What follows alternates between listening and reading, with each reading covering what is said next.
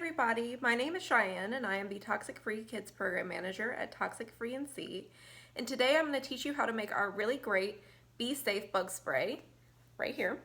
It's a great natural alternative to some of your more traditional bug sprays. It's a natural alternative because it's only using essential oils and water as the only sort of bug repelling properties. And then your more traditional bug sprays contain things like DEET. And the reason we call this Be Safe is because DEET is actually really dangerous for bees. It also has some different implications for the health of children and really anybody that's putting that product on. Pesticides are pretty dangerous for our health, so this is a really great homemade alternative to some of your traditional bug sprays, and it contains really simple ingredients that you can find at your local grocery store or health food store. So all you'll need is a bottle that you want to store your bug spray in. We use a little half-ounce bottle because we use these as giveaways a lot of the time, but you can really use any size that you want. We've made them as big as like a little a bottle about this size. You need a lavender essential oil. You don't have to have a bottle quite that big of it though. A peppermint essential oil and cedarwood essential oil. Now, while those are the oils that we're using today, you could also use a citronella oil, rosemary oil, quite a few of those work. I'm actually allergic to rosemary, so this is a really great combination for me.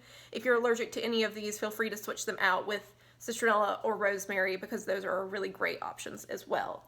You will also need a measuring cup or really any sort of container that you can pour some water out of, and just a little bit of water to finish filling up your spray with. I am going to be using a little pipette to take the oil from the bottle and put it into the sprays. You definitely do not have to have anything like that to use it. A lot of the bottles have the little individual drippers on the ends that look like this, and this will allow you to drop just a couple of drops of the oil into your bottle at a time. I have these because usually I'm making something like 75 of these sprays at a time for giveaways. You definitely don't need to worry about having something like a pipette. So you're just going to start with your empty bottle, just like this. Oh, and because these are oil-based, they do stain, so you want to make sure you have something like a paper bag or newspaper laid down on whatever surface that you're making your oil on. And don't make it on a surface that you absolutely wouldn't want to get stained, or definitely not on any sort of fabric surface. So just start with your empty bottle. And it doesn't matter what order you put your oils in, you just are going to do a few drops of each one, and I'll tell you how much. So I'm going to be starting with the lavender oil. So you're just going to, using either a dropper like this or the dropper that comes on the top, add 5, 2, 3, 4, 5 drops of your lavender oil. Now it doesn't have to be absolutely perfect. If you've got 6 or 7 in there, it's not a big deal. Some people like it to be a little bit stronger. I make one that is not overly potent just in case somebody has some sort of smell sensitivity. That way it's not overwhelming, but feel free to add a couple more drops if you'd like. Next, I am going to do our little peppermint oil here. You're going to add the exact same amount of peppermint oil as you did the lavender oil. So I'm going to go 1, 2, 3, 4, 5. Shoot the rest of that back in there. That's how much of the peppermint and lavender. And of course, I'm using the little half-ounce size bottle. If you're using a full ounce size bottle, you're just going to double that. So use 10 drops of each of those. If you've got a 2-ounce bottle, then just multiply it up. So you would be using 20 drops of those original 2 oils.